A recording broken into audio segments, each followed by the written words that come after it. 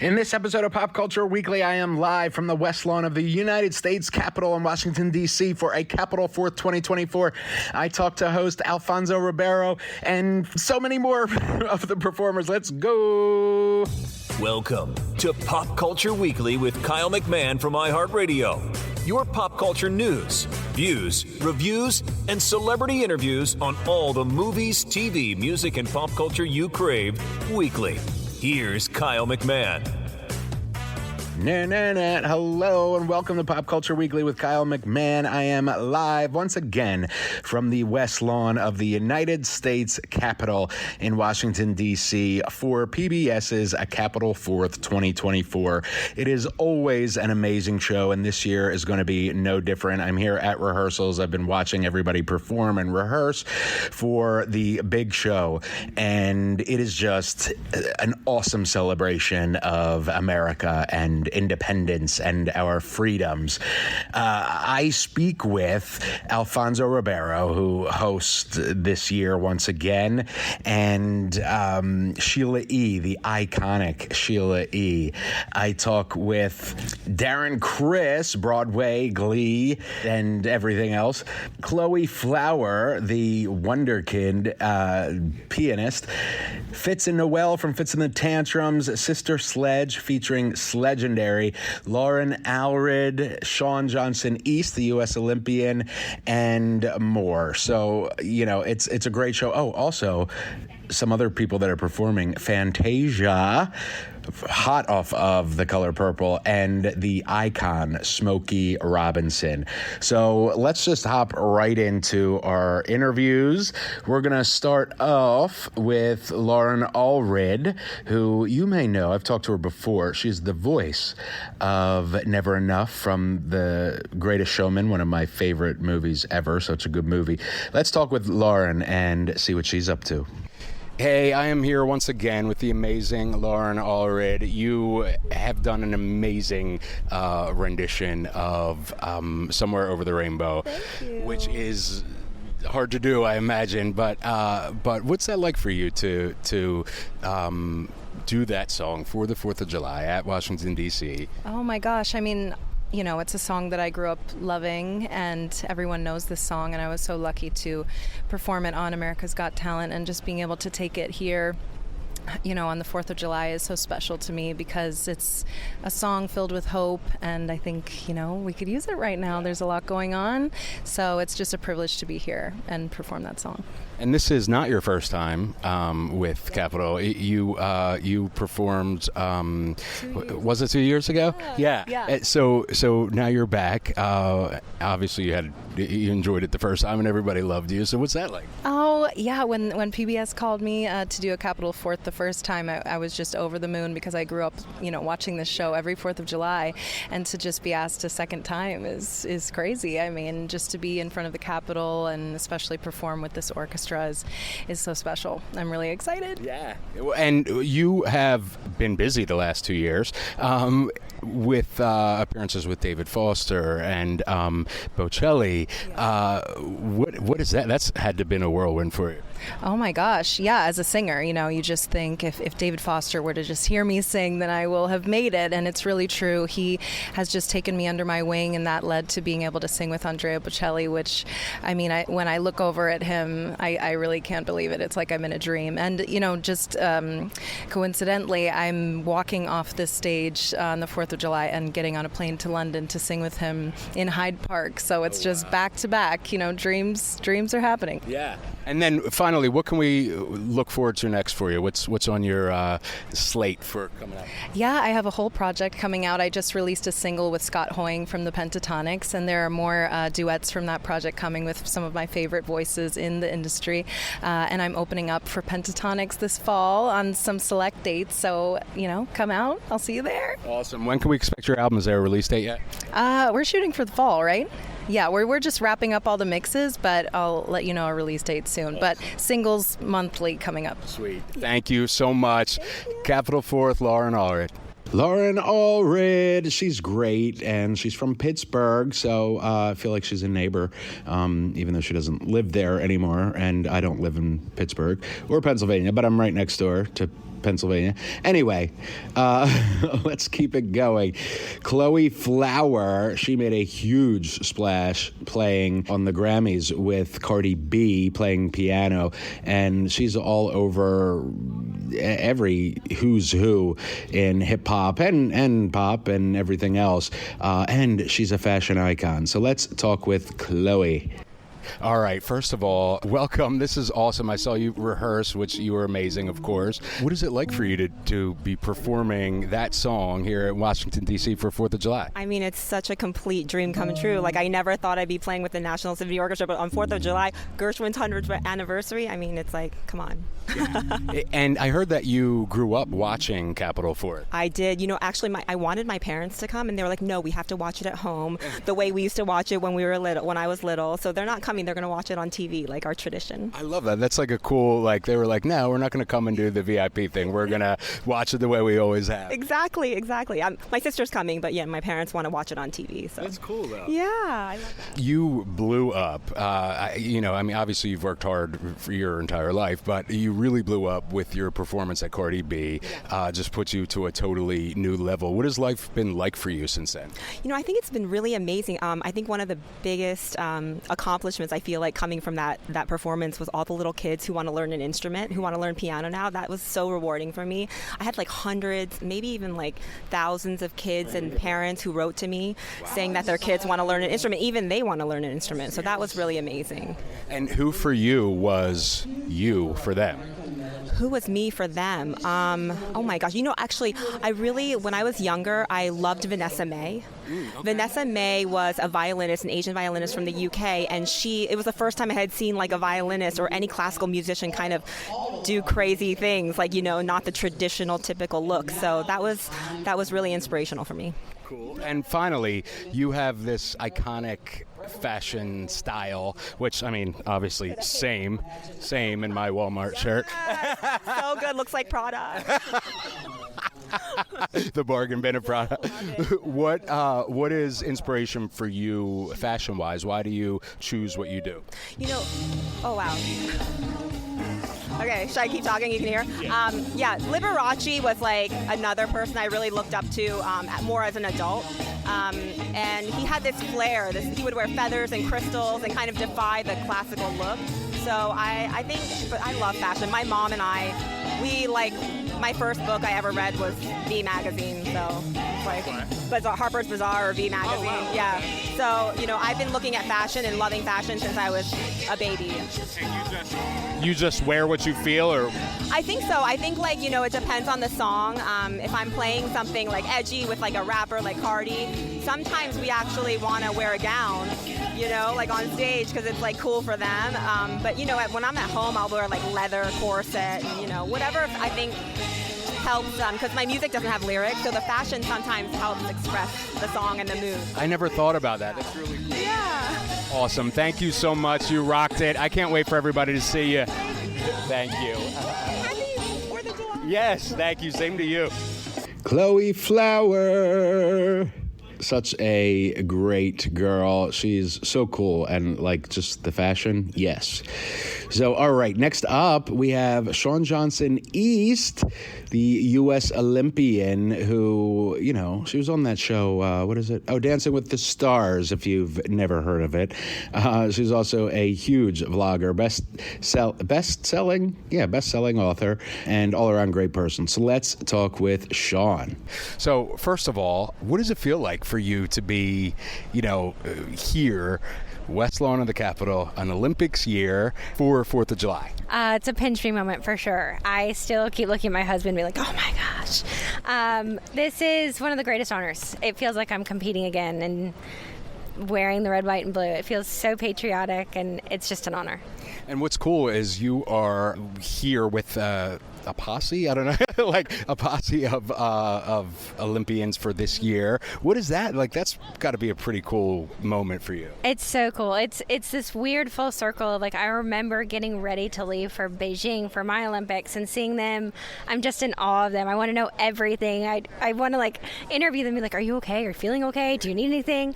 But it's just exciting. It's the beginning of their dreams coming true, and it's just special. It's so special. You have that like big sister vibe with them. Yes, more like mom, I feel like. I mean, my Olympics is a long time ago, so I'm just like, are you good? Do you need anything? But I think it's having 3 babies at home, too. I'm in the motherly world, yeah. And what can we expect from you next? I mean, you're like vlogging. You've got all kinds of stuff going on. What's next for you? We're headed to Paris right after this to be big cheerleaders and help kind of Team USA. So, awesome. Yeah. Cool. Thank you so much. Shawn Johnson East. Such a delightful bundle of joy. She really is just so fun. All right, next up, Sister Sledge featuring Sledgendary. They're like the original Jonas Brothers. It's all family, which is ironic. Or not maybe ironic, but fitting, since, we are family. We are family. All right. Anyway, here they are, Sister Sledge featuring Sledgendary. All right. First of all, you guys were incredible in rehearsals. Of course. What is it like for you to be performing some of these classic American songs on the West Lawn of the Capitol for 4th of July?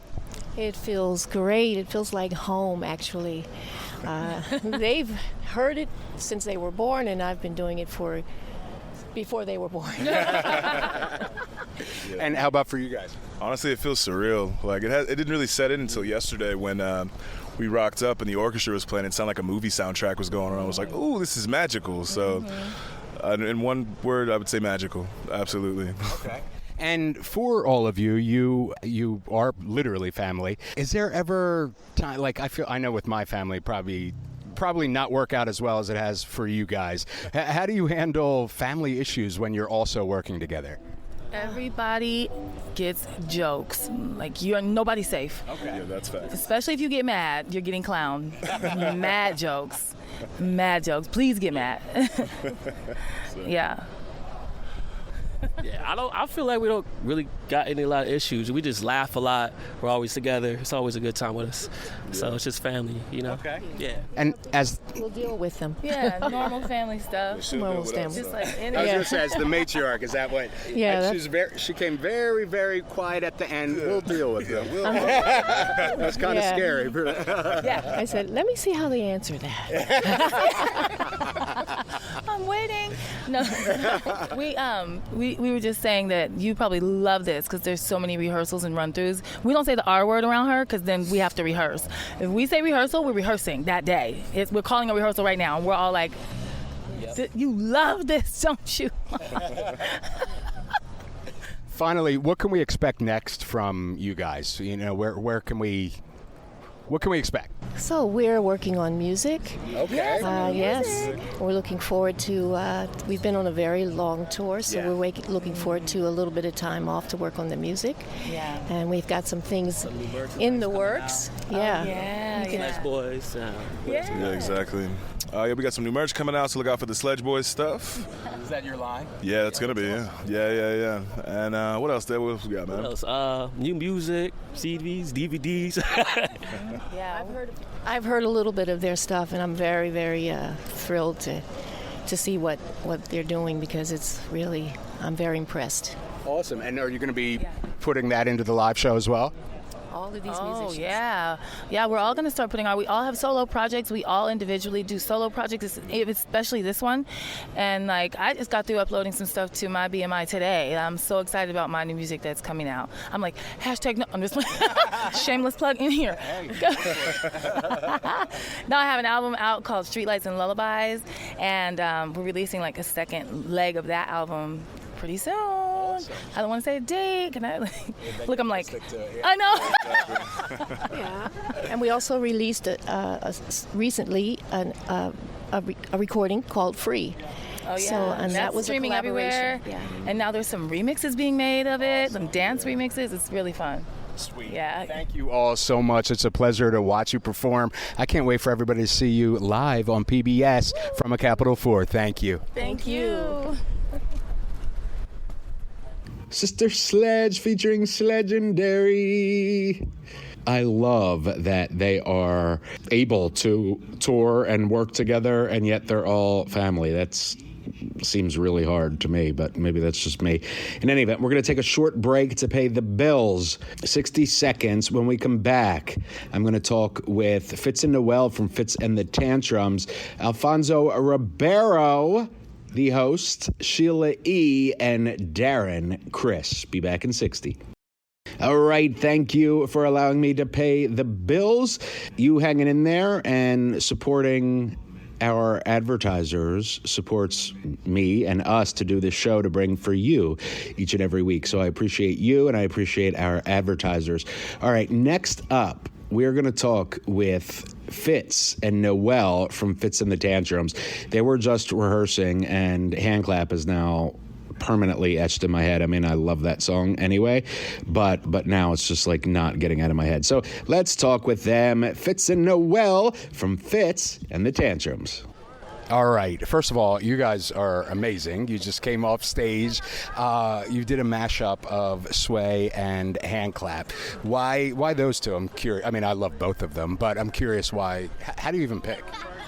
That's hard. I think, Sway is such a summer song, and we're kicking off the summer here at the Capitol, 4th of July. And Hand Clap, you got to give the people what they want. They want to clap their hands, And for you, you guys are here for 4th of July at the Capitol, Washington, D.C. What is that like for you to perform, such cool songs in this cool stage setting? I mean, it's an honor to be asked, for one, it's just, and also everybody that's performing. I grew up with all of these artists, so it's just an honor to even share the space with them and to do what we do and do what we love in the country that we love. I'm just blessed to be here. And I mean, come on, look at where we're performing in front of. It's not bad. It's not too often you get access to perform right in front of the Capitol. Right. We tried once, but we got shut down. No, I'm kidding. We didn't try. We did not. And what can we expect next for you guys? From you guys? We're on the road all summer. We're actually coming back to D.C. at Merriweather later this summer. But yeah, we're hitting the road hard this summer for 7 weeks straight. Awesome. And where are you looking forward to most on your tour? That's hard because being on the road and in front of your fans, it's really hard to choose. It's really who screams the loudest gets the award at the end of the tour. And I always say that's not the big cities. The smaller cities always scream the loudest. Those are honestly my favorite. Yeah. I love that. Thank you both so much. I really appreciate it. Can't wait for everybody to see you guys. Thank you. Fitz and Noelle from Fitz and the Tantrums. I can make a hand clap. That wasn't a hand clap, that was a tongue click, but, semantics. All right. Anyway, next up, the host of a Capitol 4th on PBS. This is his second year hosting, and he's always a joy to talk to. So let's jump into it. Alfonso Ribeiro. All right, I am here live at the U.S. lawn, or the lawn of Capitol, the West lawn. Thank you, US the West lawn. Capitol, Thank you very much. This is why you're hosting. Things you need to know. Yeah. Where you at? We in D.C. You need more than that? So this is your second time hosting. Yeah, my second year hosting the show. It's an incredible show. I mean, to be able to be here and, all of our military veterans that'll be here. We've got great Olympians that are going to be here that are going over to our Olympics in Paris, and such incredible acts that are going to be here. It's going to be a great night. It's going to be a lot of fun. Yeah, and I heard that you prefer to travel by RV. Is that right? Well, I wouldn't say prefer to travel. Okay. I do travel in my RV with the family. We just like to do trips around the country and go see this beautiful country, right?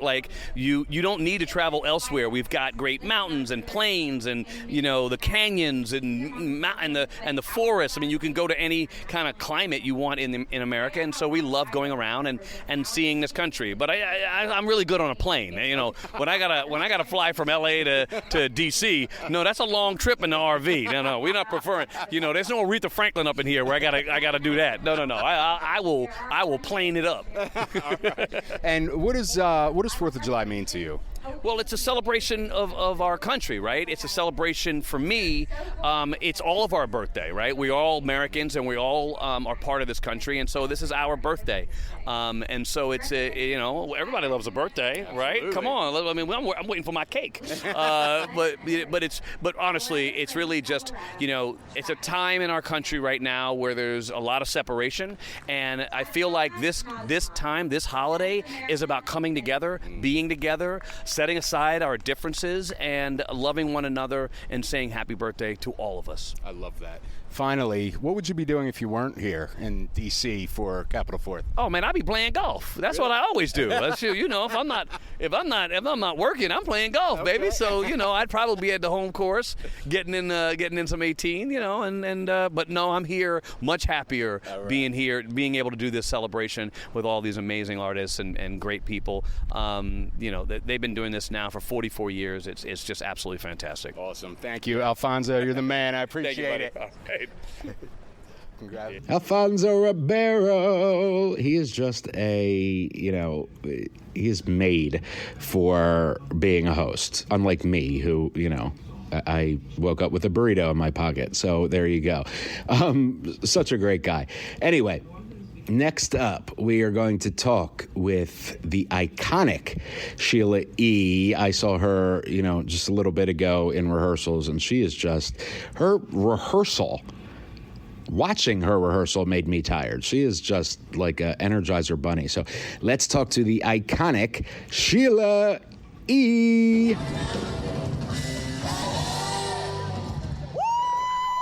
Woo! I am here at the West Lawn of the U.S. Capitol for PBS's A Capitol 4th with the iconic Sheila E. How are you? I'm fantastic. How are you? I'm doing well, thank you. You killed it in rehearsals. Thank you. I can't wait to see everybody with the live show and you doing your thing. That was a live show. No, well, that's true.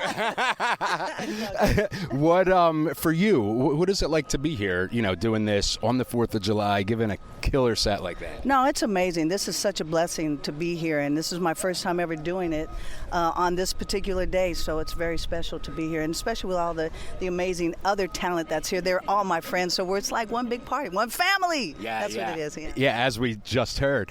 You released a salsa album. I saw that you did. I love Gloria Estefan. I've interviewed her a number of times, and she's spoken so highly of you. You did an event with her to kick that off. What was that like for you? It was insane. It was my first time ever playing with the band. Some of the band members I had never met until 2 days before that actual show. We rehearsed 2 days barely, and it was incredible. It was very emotional. All that went into production and putting it together and getting there, and it should be a movie what we went through, but it was well worth it. And Gloria, as always, my sister, killed it. Yeah. And what does salsa mean to you? You released an album centered around it.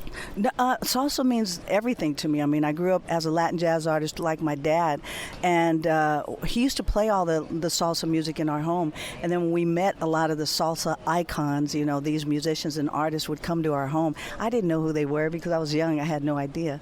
But later on, being able to, Tito Puente being my godfather and him taking me in under his wing, and and my dad and I to his events and letting us sit in and play with, Celia Cruz and Cachao and of course Tito and all Eddie Palmieri. It's just been amazing. So I wanted to give homage back to for Celia Cruz and Tito, and there's a song I did, Cheo Feliciano, that Ruben Blades sang, and it just killed it. It's just amazing. So and salsa's passionate. It's music that has a lot of passion and soul, and it's about community, and it's about people and the culture. I love that. And finally, what can we expect next from you? There's so much going on. It's just got to unfold as it unfolds, and okay. Yeah. Yeah. Awesome. Yeah. Sheila E., the icon. Thank you so much for speaking with me. I appreciate it. Thank you. Sheila E. Love her. And I can't wait for you to see her performance on a Capitol 4th 2024. She's just so amazing, and her band is amazing, and she's just awesome. Love her. All right. Last but not least, you may know him from Glee or so many Broadway shows, or American Horror Story, or what's the other show he did with Ryan Murphy about O.J. Simpson? I forget what it's called. No, not O.J. Simpson. Oh, he was in Hollywood. I forgot about that. Versace, American Crime Story, Versace, where he played Andrew Cunanan, who, I won't give that away, but, well, it was, I guess I'm not giving it anything away. It was like 40 years ago that it actually happened. But in any event, again, this is why Alfonso is a host, and I'm relegated to here with my burrito still in my pocket. All right, I love you all. Anyway, let's speak with the one and only Darren Criss. First of all, thank you so much for speaking with me. I really appreciate it. You put on an incredible show. You were here, 2 years ago? My memory's flexible. I think it's about 2 years ago, yeah. All right, so you were here 2 years ago. Third, though, because we did it in 20... Again, flexible memory here, but 2012, I want to say, or something like that. That was the first time. Wow. So, yeah, they keep having me back. So I'm very, very pleased to oblige. Well, and what's cool is that, the last time you were here, you were running up and down the aisles. Everybody was going wild, like the crowd. You just have this, charisma with the crowd. It's a deeply concerted effort to distract you from the quality of my voice. You really feel that way? It's not a feeling. It's a fact. Yeah. Really? Yeah, for sure. Your voice is, to me, is absolutely incredible. But that's let kind your friends know. Tell them that. Let's feed that flame. I think I'm a showman first. I don't think I've ever said that in my life. So I'm even saying that sounds weird and feels strange because I'm hesitant. But I'm in the performing arts and always have been. So I never thought I would ever be like using quotations here, but a singer per se. Okay. I'm an actor, I'm a performer, I'm a storyteller. And so, if the character of the song is excitement and energy, which is of course more than appropriate for an event like this, then I step into that character. And not to say that it's disingenuous or that I don't have the energy. It's there, but I look at it very much. I'm trying to serve. I'm in the service industry, right? So I'm servicing the song, the people, and I'm just there as a vessel to get people excited about something that's bigger than me and bigger than them. I love that. That's really fascinating to me. And what can we look forward to next from Darren Criss? You always have so many things going on. What's man? I'm heading back to the old Broadway, back to the Great White Way, the boards. Doing I've been very blessed with my Broadway shows. For those that are listening that are Broadway nerds, but if you're not, in layman's terms, I've done a lot of popular shows that had nothing to do with me being in them. They were popular before, then will have been whether or not I was a part of them. But when people ask me about them, I can just say a show and they go, oh yeah, of course. And this is the first time I'm doing something that is completely new and original, and I have to do what 90% of artists have to do, which is explain what you're talking about. I've been so spoiled with not having to do that. But it's a brand new show called Maybe Happy Ending, directed by Tony Award-winning pal of mine, Michael Arden. It's a wild success in Southeast Asia. It's been running very successfully in South Korea, in parts of Japan and China, and this is its American Broadway debut. And so it's me and it's a four-hander, a small little show, but a big spectacle. It's a very intimate, epic show. Epic intimacy, I think, is the word. But it's a sci-fi story about robots in the future trying to discover what it is to be human. Which you might sound like a fun sci-fi concept, but if I said AI to most people nowadays, that isn't a strange term. It's very en vogue, and so there's a lot to be thought about and discovered by people, I think, cross-generationally. It's not just some sci-fi concept in the future. It's a very real thing. So, like I said, sci-fi original musical starring me and a young new star, and Helen J. Shen. So people come see the show, they'll see a big spectacle, an original musical, and a star being born. What's not to come to Broadway for? I love it. Yeah. I've never been to a Broadway show, so maybe that'll be my first. What? I know. Isn't that crazy? Yeah. It's not that crazy. Really? No, because it's possible. It is. So I just feel like everybody in our, I'm interviewing talent all the time, and I just feel like it's so like. Oh man! Like, oh, I went to this, I went to that. I'm like, yeah. Never been yet. It's well, choose wisely, my friend. I would recommend maybe Happy Ending. It's an appropriate title. Yeah, maybe it'll be Happy Ending for you. Thank you so much, man. I really. My pleasure. Thank you. Thank you. Darren Criss. I'm excited that I might get, maybe Happy Ending with Darren Criss, if you know what I mean. And what I mean by that is his new show coming to Broadway. In any event, PBS is a capital Fourth. I'm exhausted. I've been out here for like 12 hours in the heat and, my brain. So thank you for hanging out with me. PBS is a Capital Fourth. Airs live on Independence Day, 4th of July today, or if you're listening to this later, it first premiered on 4th of July, 8 p.m. 7 Eastern, 8 p.m. Eastern, 7%. Oh my goodness. 8 p.m. Eastern, 7 Central. Check your local listings. Check your local PBS listings. But it's around 8 or maybe 7, depending on where you are. And 90-minute show, wall-to-wall, fun celebration of America and honoring our brave men and women who, defend our freedoms every single day, both here and around the world. A great show, as always. Capitol Concerts, the production company who puts this on every year, is so amazing. And I'm so honored to be here, and I love doing it and bringing you all the good interviews. So also it'll be streaming on YouTube and Facebook live and for 2 weeks following. So if you can't make the premiere watching A Capital Fourth, then you can catch it in the following 2 weeks, and you really, really, really should. It is so awesome. All right. I will see you next week. I love you. We up. Thank you for listening to Pop Culture Weekly. Hear all the latest at popcultureweekly.com.